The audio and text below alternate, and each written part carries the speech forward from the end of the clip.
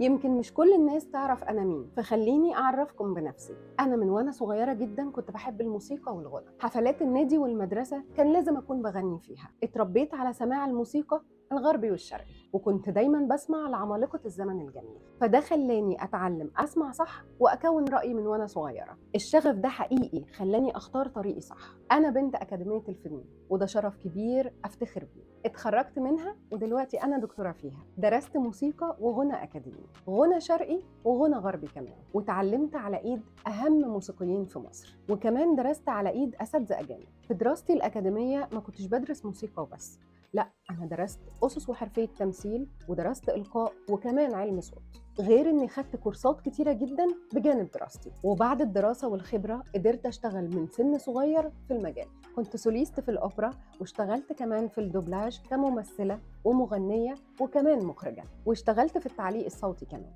أنا أستاذة جامعة وبدرس غنى بقالي أكتر من 22 سنة.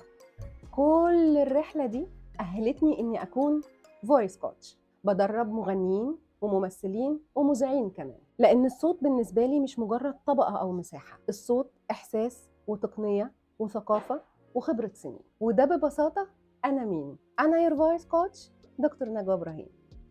باي.